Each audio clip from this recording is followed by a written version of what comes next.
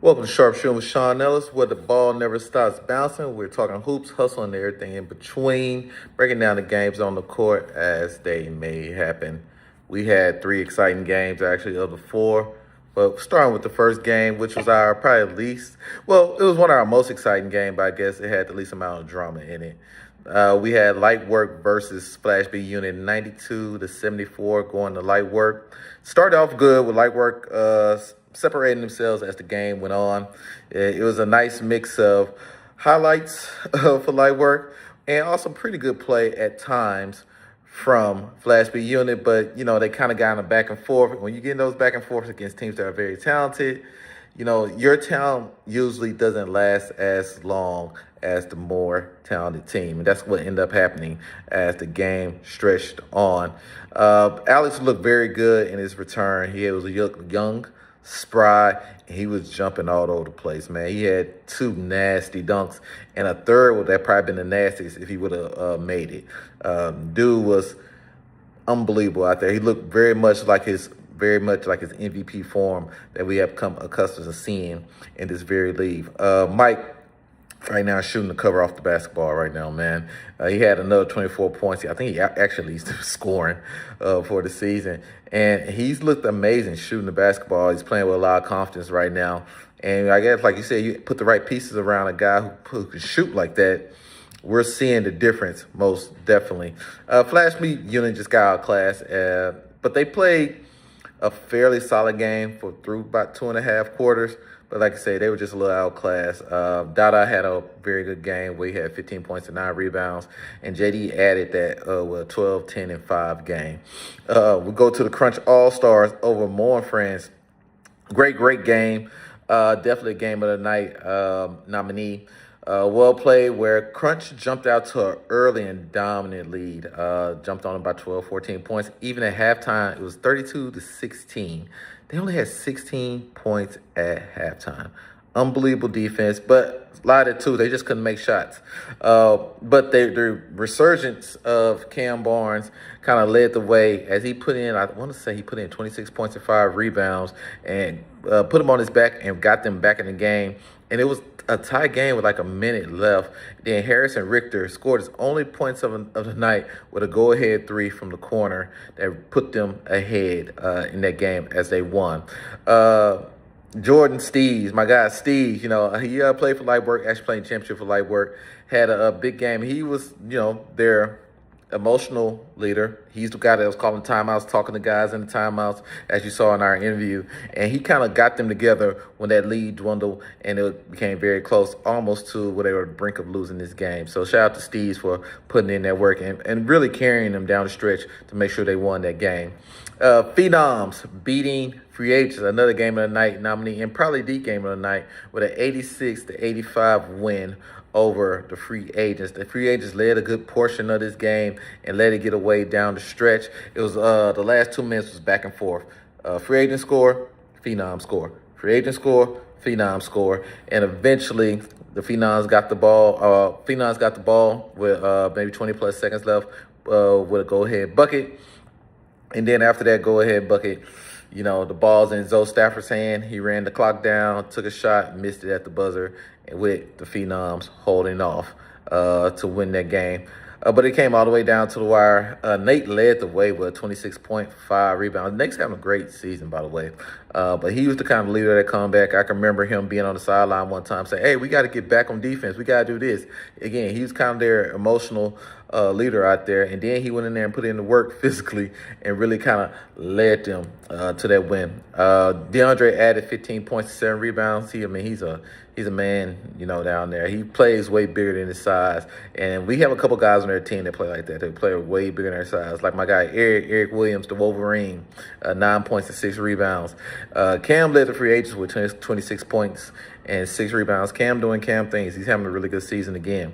Right now, it's not leading to a lot of wins right now, but they're 1-3 and they're right in the mix. We got a bunch of teams that are 1-3, so those guys are going to still run into each other going down stretch. It's actually ended up being a very big game for the Phenoms because this gives them a tiebreaker over the free agents when we start talking about seeding towards the end of the season. All right, and Zoe Stafford in his second game played excellent again with 19 points and 13 rebounds. All right, last game of the night, and what we thought would be the game of the night, and it started off that way with Who's Your Daddy beating Hollywood 89-79.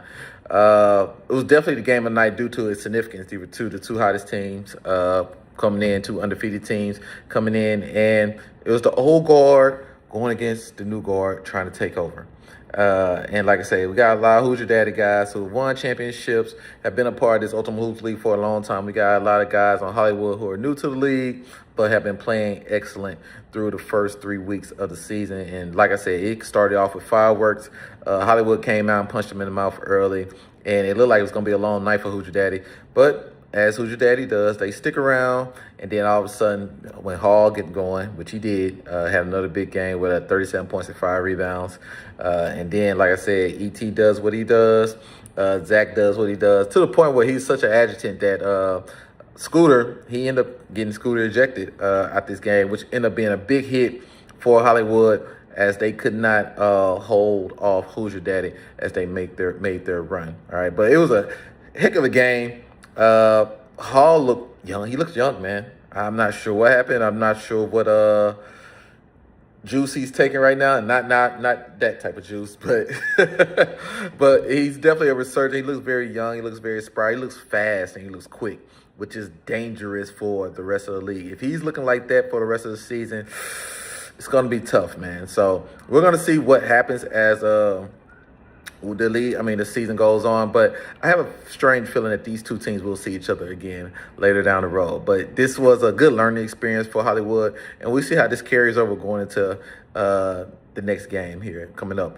Our player of the week for week 2 or week 3 was actually Elston Turner. He had a stupendous game from the week before with the 32 points, 4 rebounds, and 3 assists. So shout out to E.T. being the guy to being the most unstoppable force in our league, in the sense he's the toughest matchup. He may not always put up the numbers that Hall puts up, but when we talking about pound for pound, just toughest guys to guard out there, I think E.T. is that guy. He's just unreal to guard, all right? But our players of the week for this upcoming week, for this past week, week 4, we had my guy Alex Marzette with a 20.7 rebound game.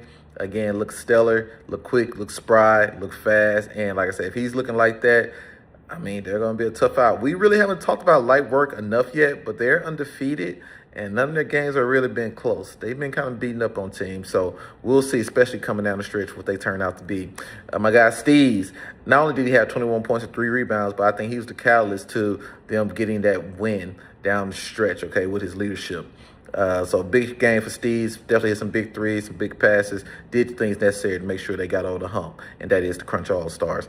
Nate Sanders with a 26.6 rebound, 7 assist game. Maybe the nicest stat line of the week. And like I said, he may be my vote for player of the week because they needed every bit of his 26.6 rebounds and 7 assists to win the game that they played in. If they don't have what he brought, they don't win that game. So all 26 points, all 6 rebounds, 7 assists. They needed every little bit of that to win that 1-point game against the free agents. And Marcus Hall, of course, he kind of gets the slight sometimes because, yeah, he had 37 points and 5 rebounds, but he's had so many tremendous games in our league that, when he has another game like this, it kind of gets overlooked. And like I said, he should be the player of the week just on the significance of the game because these were the 2 hottest teams coming in playing against each other, and he went out there and did what he did. So shout out to Big Game Hall, and he really lives up to that name, Big Game Hall. All right, my picks for the week, all right? This may be the most entertaining part of the show. All right, we got my guys, the free agents versus the Flash B unit. I'm going to go 88-86 free agents on this one, all right? Flash B is coming off a disappointing loss to Light Work, and, there may be some remnants of that loss still hanging over that team. Hopefully they bounce back from that. It was an ugly loss for them, but, like I said, I think they're a tough group of guys, and I think they'll be able to kind of shake that off a little bit, but they're playing against a team that felt like they should have won last week in the free agents.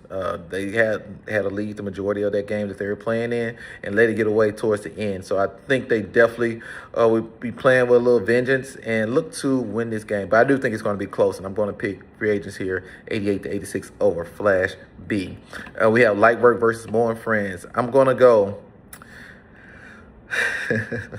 Look, if Kev was here and this was his segment, he'll probably say this is going to be a blowout. But I actually think I like some of the things I saw in Mo and Friends last week. I actually think this is going to be a close game, and I think Light Work gets caught up sometimes too playing with their food sometimes, and they let teams stick around way longer. And I think it's going to eventually catch up with them, but not this week. I still have Light Work winning this game, 80-76.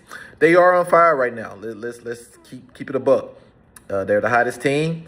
More and Friends still trying to find their way, and I don't see them getting their first win against Light Work. It won't be against Light Work. I do think they're going to get a win or two this season. But like I said, I don't think it's against Light Work. Light Work is really hot right now, and they're playing with an extreme amount of confidence.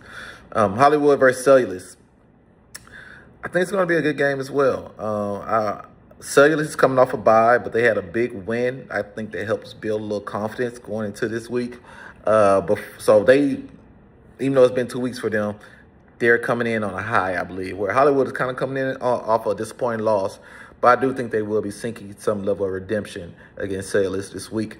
So I'm going to go Hollywood 76-74. A well-played game. I think it's going to be physical. It's going to be a lot of defense being played. And some of these guys from both these teams know each other a little bit, okay? Some of these guys have played together. They've been teammates. So I think it's going to be a very interesting game. Seeing Mitch and Mateen go against Scooter and Shaq should be an interesting matchup. But I'm actually kind of excited for this game. This definitely has game of the week signs, implications to go on with it. So I'm going Hollywood, though, 76-74 over Cellulose. And with the last game of the night, we got the Crunch All-Stars going against Hoosier Daddy. I'm going to take Hoosier 86-79. Crunch may play the best brand of ball right now in the league. They move the ball really well. They get a lot of paint touches and kicks. And they play extremely hard, too, by the way, too.